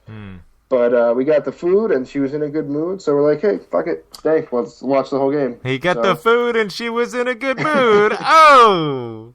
Yes, I mean, everyone was buying drinks, and I'm, returning the favor, and, a couple I'll people look at had you to buying leave. drinks. So we have to go back because we still owe like half the CSC a drink. Oh, yeah, look at you freeloader. Can't even buy people drinks. Unbelievable. Hey, I was trying to offer, and I'm getting oh, no, I got the kids today. Oh, no, I got to drive in a little bit. Now, people were enamored because you're the Rev. I guess so. You're the Rev from the Beyond the Waves show, and that has a lot of perks. As long as you're the Rev. If you're me, you just get called a Daft Yank, and I don't know anything, and He doesn't care what they say as long as they're talking about it. That's right, darling. That's right.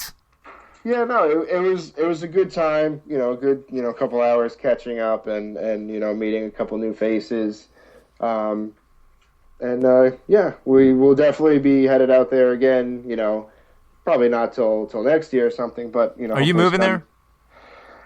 Don't even lie like you do a lot. Are you moving to Ohio? And then are you going to be a Columbus Crew fan then? Huh? No. Are you going to be Rev Boy OH? It's no more Rev Boy New Jersey? Hey, Cleveland area always had a special place in my heart. I think it's a real nice area. I'm not saying that. I'm asking you. From Jersey. I'm asking you, Heat Deflector. Well, no, I'm getting there. This was Amy's first time going out there, and she was, shocked at how cheap everything is. More racism. What? More racism. How's that cheap? You're slagging off the Kazakhstan stadiums. Now all of a sudden, the Cleveland's cheap and inexpensive, yet retaining quality. Starting to wonder about He you. doesn't care what they say as long as they're talking about it. Oh, that's right. But no, it's a possibility. She was pleasantly surprised with how things were over there, and it's got a kind of big city charm, yet it's very low key and laid back. So hey, I agree. I like Cleveland a lot. Yeah, very good city, and very good character. You know, people in Cleveland do not mess around. No, not really. You know, like I said, like everyone was, used to, me, you, Yumpy, in this area, it's, if someone's acting too nice, you're like, what are you hiding? Why are you acting like that? You think there's an ulterior motive. But no, people out there are just genuinely nice. And it's a little disconcerting at first because you think, like, all right. Stop being so nice, you dick. Yeah.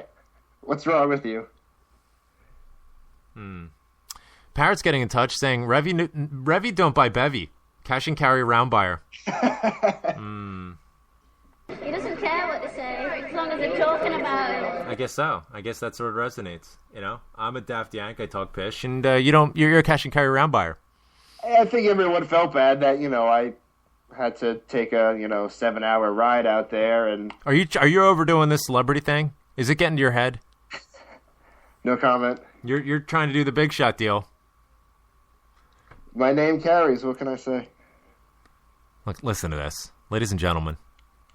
Rev, my name carries. So what's the story with you tonight? Are you up to some pyro and some illicit chanting? A little bit, yeah. Yeah. On our way back, stopping for gas in middle of Bumblefuck, Pennsylvania. Yeah, there's none of that. Coal country. Yeah, Alabama. Yeah, New Jersey fireworks and stuff are illegal. Pennsylvania, totally A-okay. So, stopping for gas, I just grabbed a thing of smoke bombs for the game tonight. Oh, look at you with the pyro. Yep. In solidarity with the Green Brigade. Now, how does that go off with the Red Bull Arena stewards and the like? Is there a focus group after you, the Garden State supporters? Yes and no. What I got it for is more so the walkover, because we do have a solid mile from our bar to the stadium. Do you hide the smoke bombs in your toupee? I will. Tonight I will. Oh. Just, for the walkover right outside the stadium. We had an incident a couple weeks ago where we had a couple people in a, civil disobedience protest type deal. Civil disobedience. Me likey.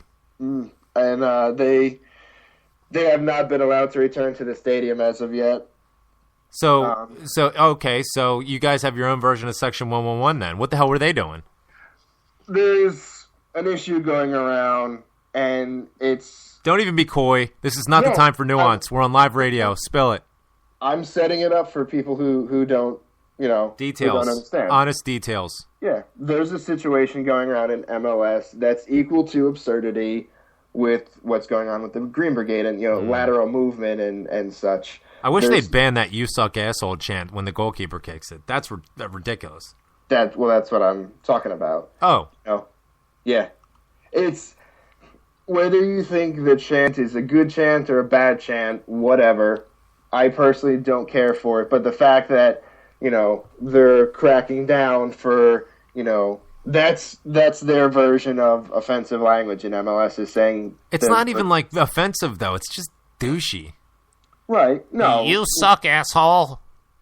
Yeah, that's the extent of it. And so, it's not just our team. It's all teams. They've been, sending letters to the supporters where you're going to lose privileges and this and that. So what... Sort it out, mate. What they tried to do in New York was, I think their hearts were kind of in the right place, but executed very poorly, where they said, if you don't sing it, we'll incentivize you. As in, we'll give you, candy. We'll give you a couple bucks per game that you can use towards paying for banners. Hey, little walking around money. All right. Right. So we obviously took it in the sense of we're not going to be bought by you. And that's what the smoke was for. We did that while we had a banner said, not for sale, shit like that. Sticking it to the man. And it came out yesterday that not because we didn't say it, because we didn't, because as a group we really don't care for the chant. We don't like it. Other groups for New York do it. Yet out of the three groups,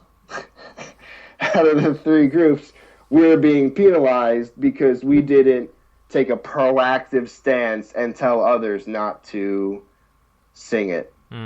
So even though we didn't do it, we weren't proactive enough in stopping others, and yet we're in trouble for that. Right. So, Well, there's a lesson in there, kids. You know, make sure that you grass on anybody and everybody around you so that you don't get in trouble too.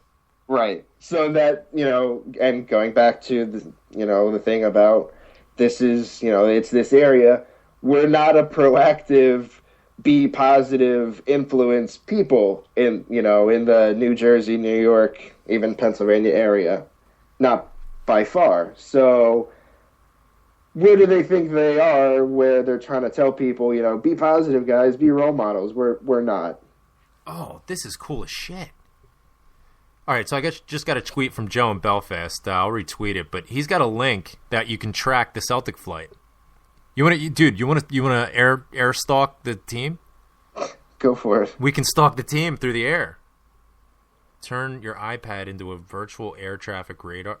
Get the hell out of here. I'm not downloading an app. Just give me the freaking website. I'll just read it out. It's www.flightradar. Oh, flight radar. So it's flight radar 24, all one word, .com /G as in Graham, N as in New Jersey, J as in Jersey, 57. So it's GNJ 57 after the /. And it looks like it's a gain jet. Okay, so that's where the GNJ comes from. They're flying on a 757, and currently they're at an altitude of 11,725 feet off the coast of Aberdeen over the North Sea, which people from Glasgow just call oil. Speed of 408 knots, and they're traveling at 64 degrees. This is awesome, Rev. Dude, I got to retweet this. It's really cool. God, I'm such a loser. I don't even care, man. Yeah, man. Yeah, you can follow the team. Like, oh, yeah, he's over in Finland. Wave to your family, Michael Lustig. Who's racist? He's Norwegian. I can't even be racist. I don't even know, I don't even, my geography isn't even correct. It's ridiculous. That isn't even racist. He is Norwegian.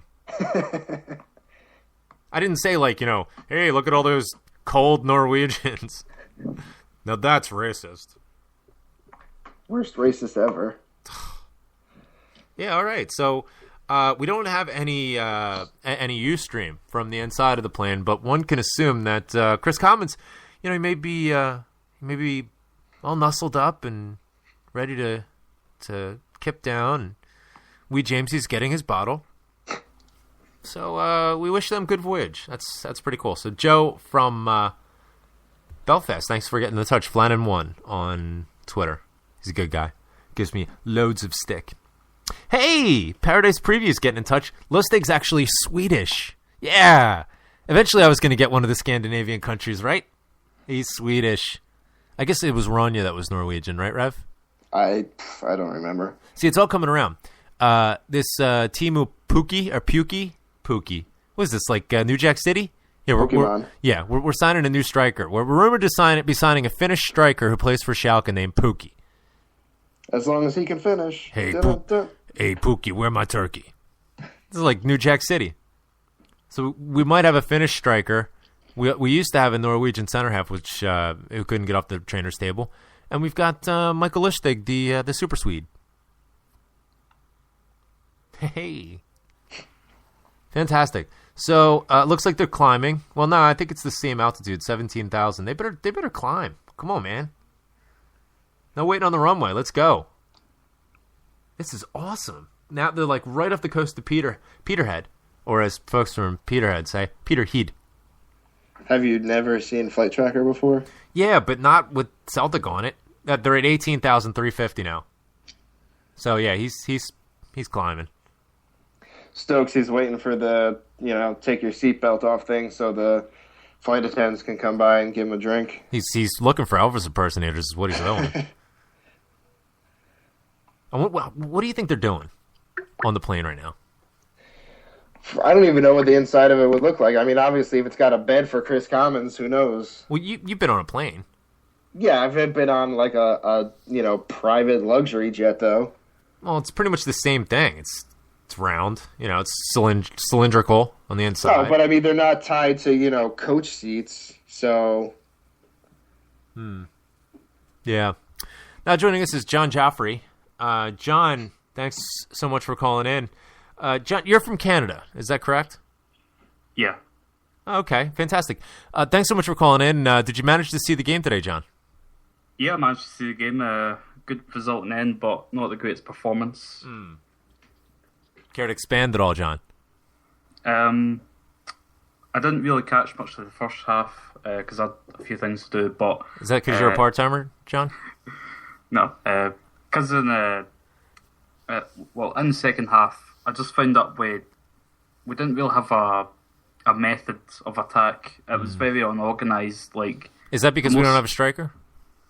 Possibly. Well, probably actually, because Samaras is what he played wide, and Commons was like basically playing as a striker. Well, you can see Samaras, like his mannerisms and his sort of body language. He doesn't look happy. And Sammy, an unhappy Samaras is truly a sad thing. You want Sammy to be, just sort of frolicking down the left-hand side. You want him, into the game, having outballs to run into. That's what he's there for. He doesn't, he's just trailing the play and he's walking and picking flowers.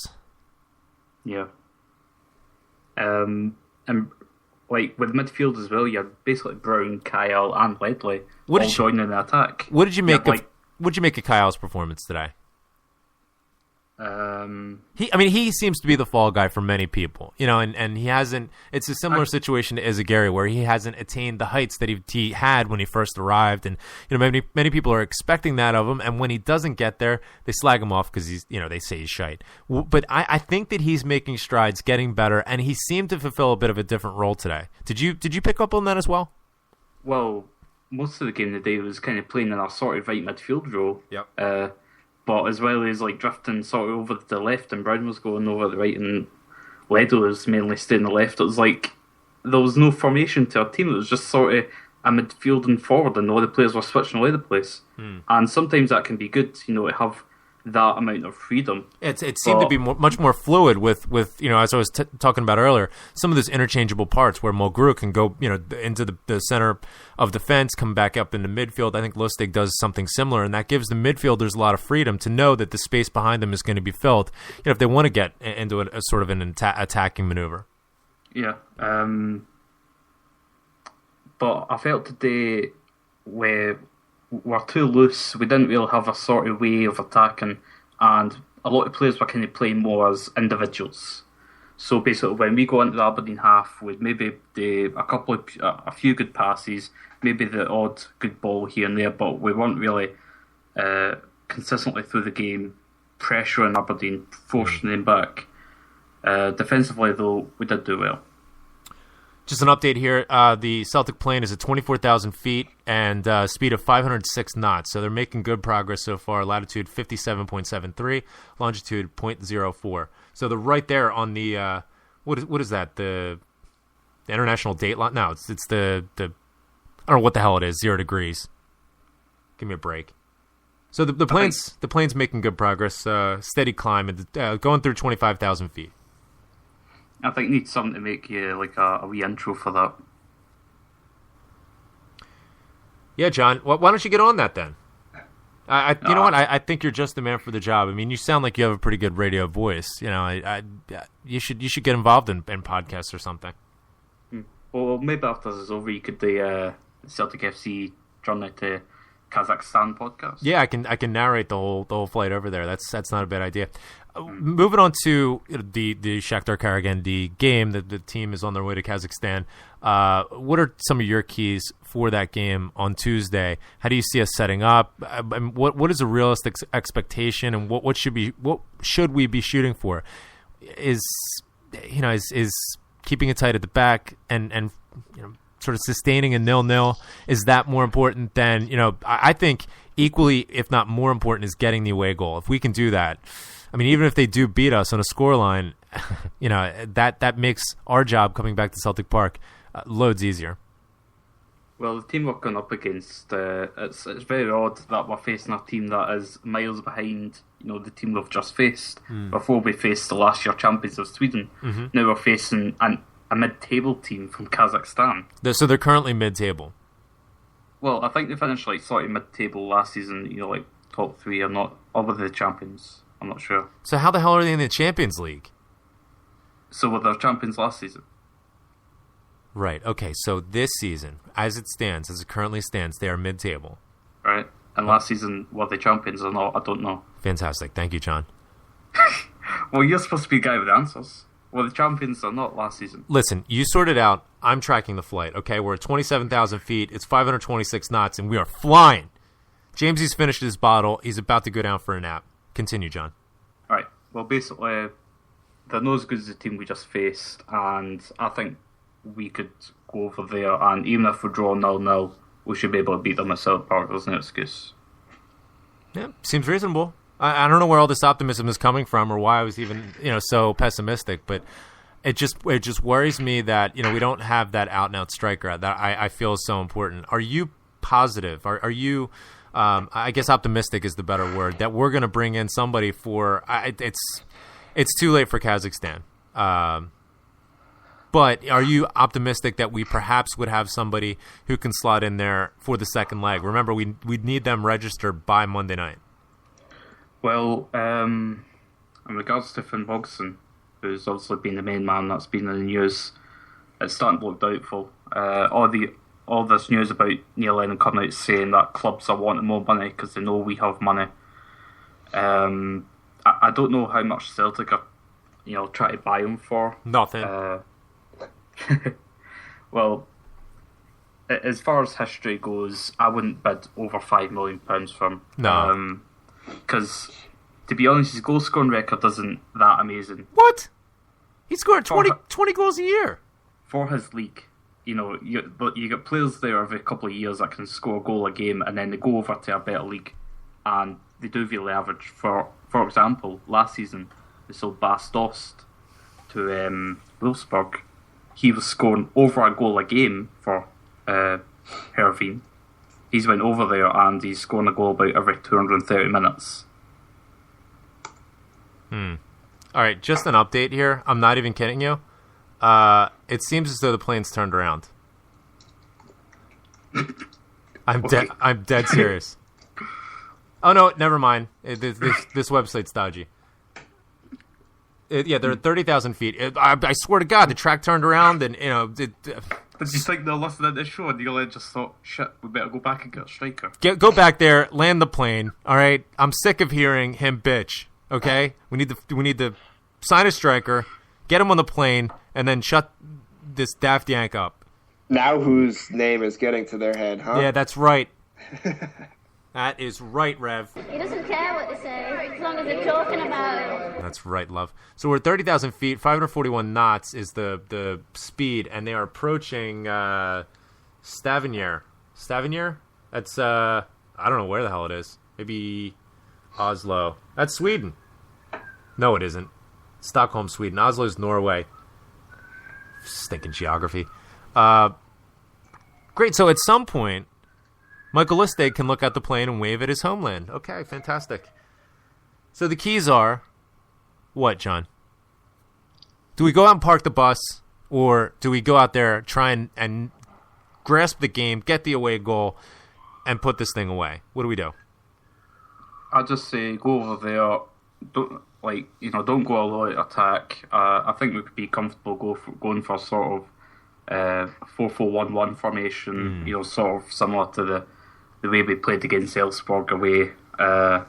Perhaps put I'd say maybe for this game, I'd like to see us try Stokes up front by himself and put Samaras out wide, rather than keep on trying Samaras up front for some reason.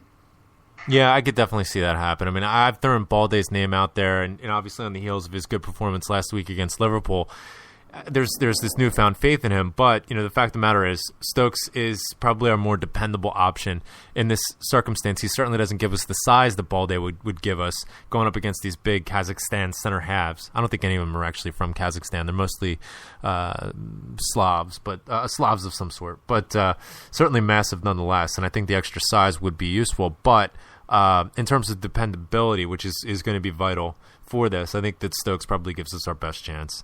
And pushing Samaras out wide, I think, is crucial. Maybe put Kalmans just behind Stokes up top. Keep Samaras pegged down that left-hand side and just send them out balls. If we're going to sit back a bit, just keep it tight. Hit him on the counter if that's what we're going to do. Send out balls down the left-hand side. Let Sammy run onto him and either cut in or whip the ball into to Stokes or Kalmans. And at the very least, get us a corner. And I think set pieces are going to be absolutely crucial, not just in terms of getting us on the board, but also keeping Shakhtar Cotton Candy off the board. So, 34,000 feet, speeds maintained at 521 knots. So that's good, and rapidly approaching the Scandinavian coast. So, John, thanks so much for calling in. No problem. Also see there that Shakhtar finished third in the league last season, so I'm sort of right. How in the hell is that possible? How does the third-placed Kazakhstan team be in the same place in the Champions League that the champions of Scotland are in, that we're in the final 16? Please answer me that. Michel Platini, you prick. Thank you, John. Okay. Meow. There goes John Jaffrey. He's Canadian. Clearly. So what do you think, Rev? Did a solid 2 hours here? Not too bad. Not too bad. We're getting into the swing, I think. Top of the league, getting back into the rhythm. Are we back at the top, or is Inverness still up at the top? Oh shit, we have that one. We have that one game in hand. That's right. I don't know. I don't care, to be honest with you. All I care about is Tuesday. Just get us through. Hey, here's a random question I've been meaning to ask for a while and keep forgetting. Yeah. How come? Sure. I guess with the new SPFLQY, whatever they're calling it now, it's the champions don't get to wear the gold. Yeah, what is that? Patch. Yeah, exactly. I was asking that today. What is that with the white patch? We win the league and we get a white patch just like everybody else? Right. Bafangul. What the hell is that? We need to be, we need to recognized. Show the champions. Yes. Give us a bigger badge then. The whole sleeve to be a badge. Champions. Bitch. That'd be cool. Have champions right underneath it. Bitch. Champions, bitch. Do that in one of the Scudettos. The what? It's the Italians. They have a separate badge thing, on you got the crest on over your heart, right? And right. on the other one, I know, but I'm trying to figure out what. Oh, it's called a Scudetto. No, I know what a Scudetto is, but I'm trying to figure out how you shoehorned it right on into this deal. We have badges. Do you want to have a saltire? Instead, if it's just champions bitches, then sure. Champions bitches, right over saltire. I don't know. That's too American. Even for us, that's too American. All right, we'll have to sort it out. Also want to give a mention, and everybody is aware of this at this point, I'm sure. Got some horrible news this week that Oscar has had a relapse of the cancer. The cancer has returned, and we just want to pass along our well wishes and thoughts and prayers for him. It's been almost a year since we did the telethon, Rev. You remember that? I do. Where we raised a lot of money and a lot of awareness, and we're coming up with something that we can do, and follow up to that. But we're praying for the wee man, and he's a fighter. He fought and got through this once, and he's going to do it again. So we're thinking about the Knox family and the wee man himself, and just keep fighting, and all the best. Just horrible news that we didn't need at this point, but it really does put things into perspective, arguing about where somebody's from and, how many beds they have on planes and, whatever. I mean, it's just ridiculous, arguing about songs that are sung and lateral seating and who broke a seat and how many seats, it's just all petty. It's all nonsense, when you really come down to it. And, we're all really thinking about him. It's just, life is not fair. It's fucked.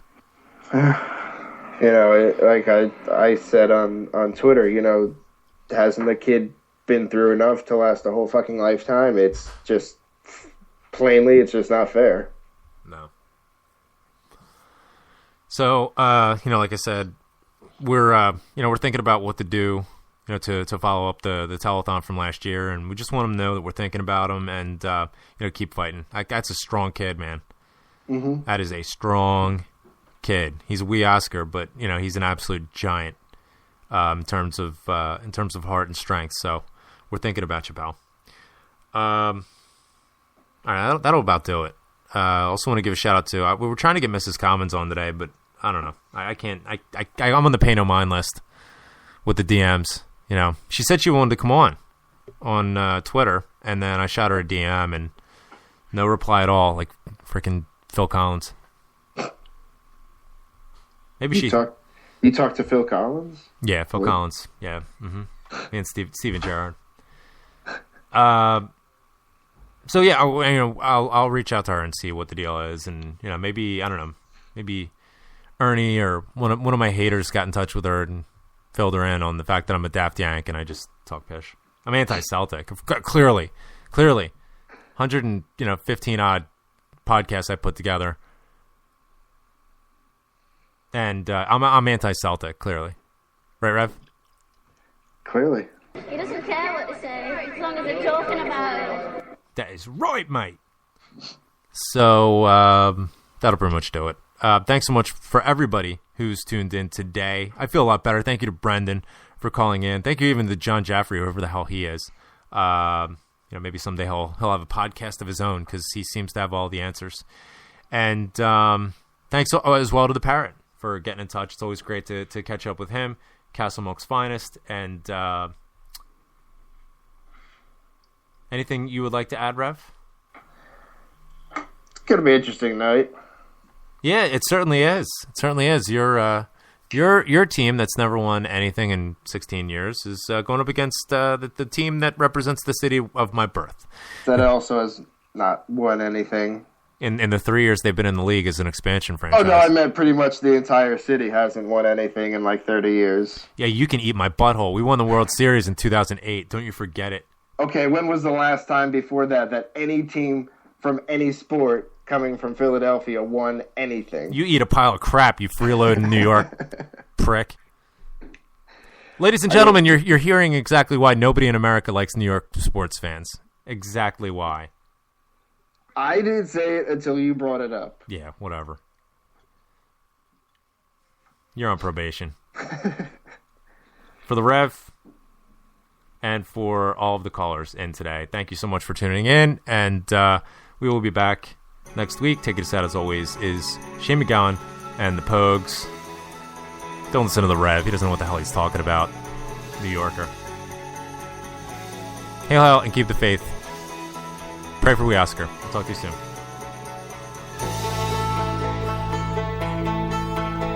The island, it is silent now, but the ghosts still haunt the waves. And a torch lights up a famished man who fortune could not save. Did you work upon the railroads? Did you ride the streets of crime? Were your dollars from the White House? Were they from the 5 and dime? Did the old songs start to cheer you? And did they still make you cry? Did you count the months and years? Or did your teardrops quickly dry? I know that was not to be on a coffin ship. I came here and I never even got so far that they could change my name. Thousands are sailing across the western ocean to a land of opportunity that some of them will never see. Fortune prevails.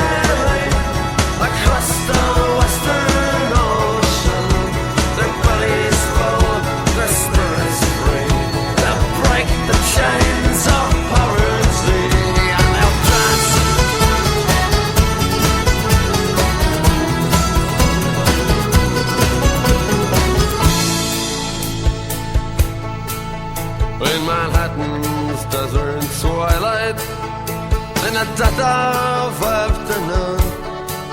We stepped hand in hand on Broadway, like the first man on the moon. And a blackbird broke the silence as you whistled, it's so sweet. And in Brendan Behan's footsteps I danced up and down the street. And we said goodnight to Broadway, giving it our best regards. Tipped our hats to Mr. Cohen, dear old Times Square's favourite bird. Then we raised a glass to JFK